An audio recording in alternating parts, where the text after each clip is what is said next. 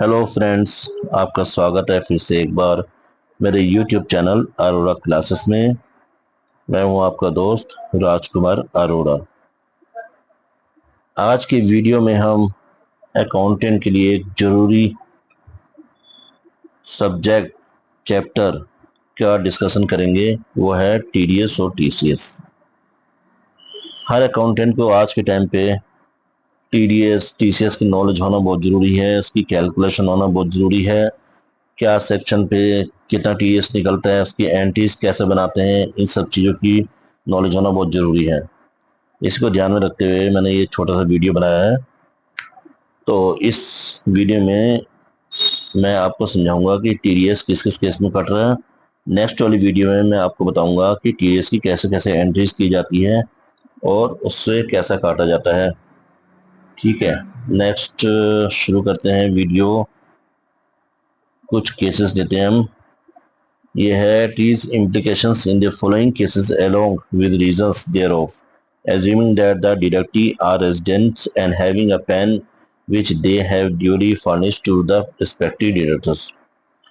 उस डिडक्टी ने हमारे को पेन दे दिया है, ये मान के चल रहे हैं हम इस केस में। अब केसेस शुरू करते हैं हम। नेक्स्ट केस है, एक केस और उसके सॉल्यूशन साथ साथ मैंने लिखे हैं ताकि आपको इजीली समझ में आ जाए। Mr. Tandon received a sum of rupees 1,75,000 as premature withdrawal from Employees Provident Fund scheme before continuous service of 5 years account of termination of employment due to ill health। Mister Tandon ill health की वजह से 5 साल complete करने के बाद 1,75,000 रुपए के premature withdrawal कर रहे हैं एम्प्लॉइज प्रोविडेंट फंड के। तो क्या इसमें टीडीएस लगेगा या नहीं लगेगा, इसका देखते हैं। आंसर है as per section 192A, withdrawal from recognized provident fund before completion of 5 years service is taxable if amount exceeding 50,000, but in the instant case termination of employment was due to ill health, as such provision of TDS are not applicable here। Generally इस ऐसे case में TDS लग जाता, TDS कटने लग जाता। 50,000 रुपए तक की इसकी लिमिट थी, लेकिन इल हेल्थ की वजह से उसका टर्मिनेशन हुआ है, यानी कि नौकरी से निकाल दिया गया है। तो इस केस में as such provision of TDS are not applicable here. तो यहाँ पे टीडीएस नहीं लगा है, मिस्टर टंडन के उसमें टीडीएस नहीं काटा गया है 1,75,000 रुपए की अमाउंट पे। नेक्स्ट केस देखते हैं। A sum of rupees 42,000 has been credited as an interest on recurring deposit by banking company to the account of Mr. Hassan 63 years। Mister Hassan को जो 63 साल का है 42,000 रुपये आरडी अकाउंट में इंटरेस्ट क्रेडिट हुआ है। एज पर सेक्शन सॉल्यूशन देखते हैं। Answer as per section 194A। ध्यान रखना, सेक्शन ध्यान रखना कि इंटरेस्ट का, एफडी का इंटरेस्ट का सेक्शन क्या है, सेली का टीडीएस का सेक्शन क्या है, ये बहुत इंपॉर्टेंट होते हैं। जब आप कभी इंटरव्यू में जाते हैं तो बहुत काम आते हैं।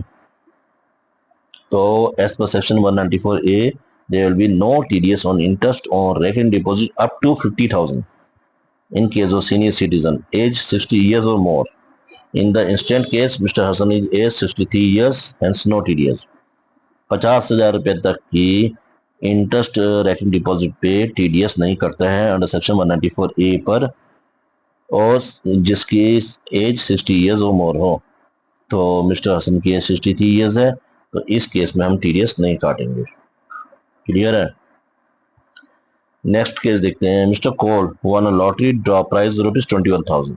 The lucky draw was organised by mister Maximus retail limited for its customer. Mister Cole ने लकी ड्रॉ में 21,000 रुपये जीते हैं।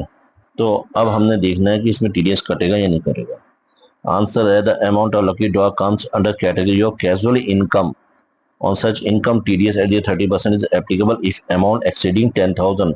Hence the instant case TDS is applicable at the 30% on rupees 21,000।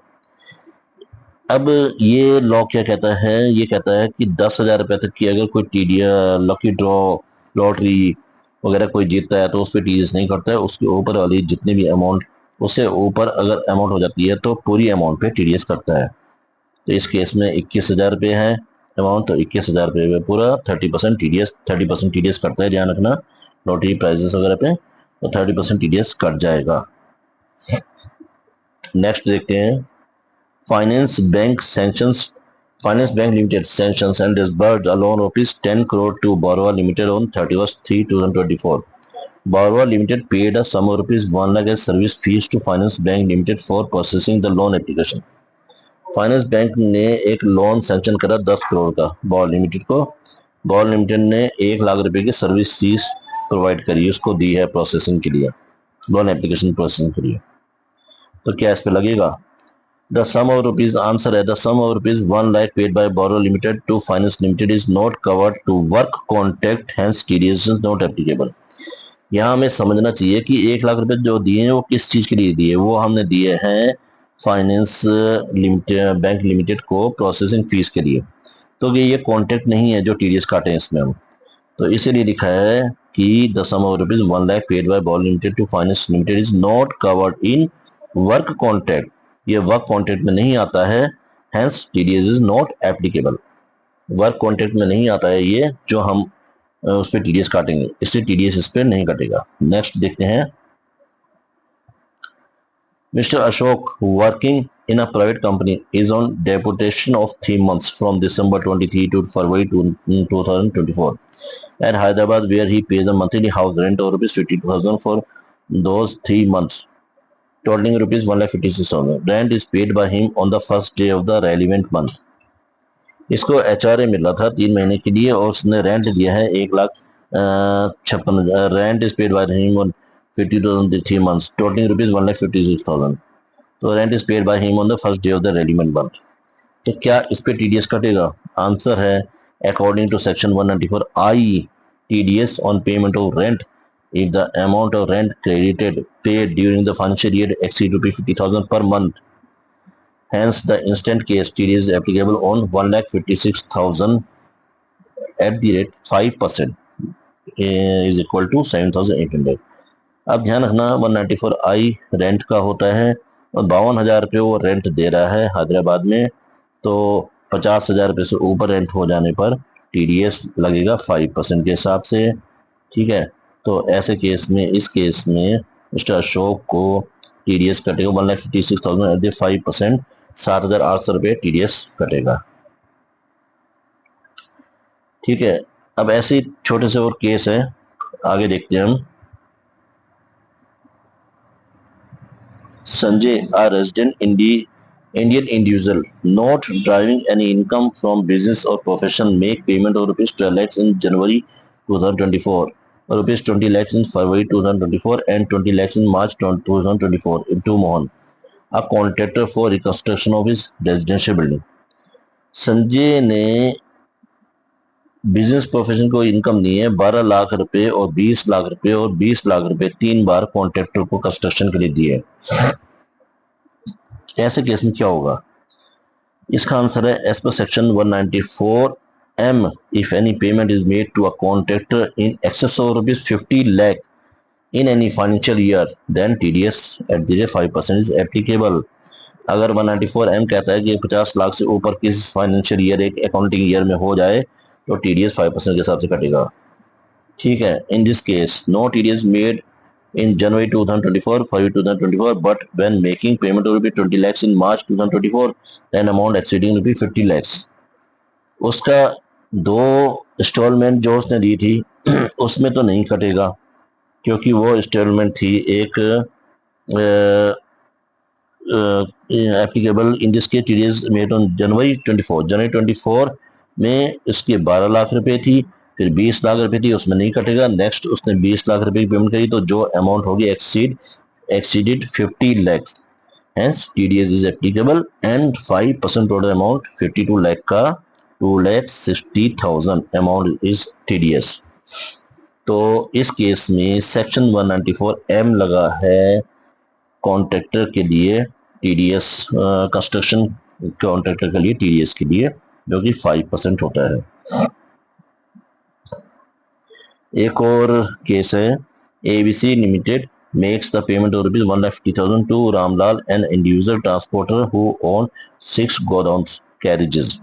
Throughout the previous year, he does not furnish his pen. इसने pen नहीं दिया है, 1,50,000 रुपए के रामलाल को दिए हैं ट्रांसपोर्टर को। आंसर है as per section 194C, C limited CN 20688 TDS as the 20% applicable even if the XSC having up to 10 goods carriage throughout the year due not providing pen. In this case, Ramlal is not providing the pen, hence TDS is applicable at the 20% of rupees 1,50,000 30,000 equal to.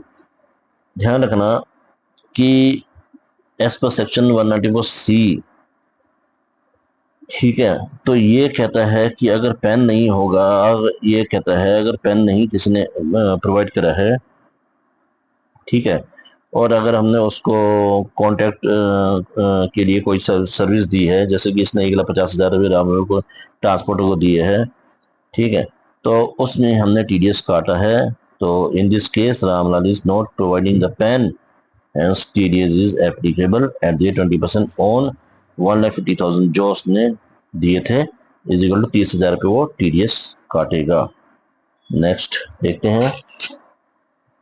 Shrimati Sarita paid ₹5,000 on 17 April 2023 to Shrimati Deepa for the deposit national saving schemes account.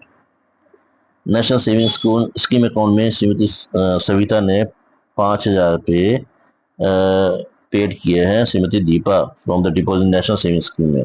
In national saving schemes amount TDS at the 10% is applicable if payment exceeds ₹2,500। अगर national saving scheme NSC में कोई जमा करता है तो 2,500 से ऊपर जमा होने पर TDS कट जाता है 10%। तो यहाँ पर 5,000 रुपये जमा करे, 10% is equal to 500 rupees, TDS cut गया है। तो फ्रेंड्स, आप मेरे चैनल को लाइक, शेयर एंड सब्सक्राइब कीजिए और मैं इसी तरीके से अकाउंटेंट के लिए सभी तरीके के वीडियो लाता रहूँगा जो रिलेटेड होंगे टैली प्राइम से, अकाउंटिंग से, income tax, GST, TDS, PPF, ESI से रिलेटेड, यानी कि जूनियर अकाउंटेंट से सीनियर अकाउंटेंट के लिए बड़े बेनिफिट होंगे। अब आपने वीडियो यहाँ तक देख लिया है तो लाइक और शेयर एंड सब्सक्राइब जरूर कीजिए। Thanks for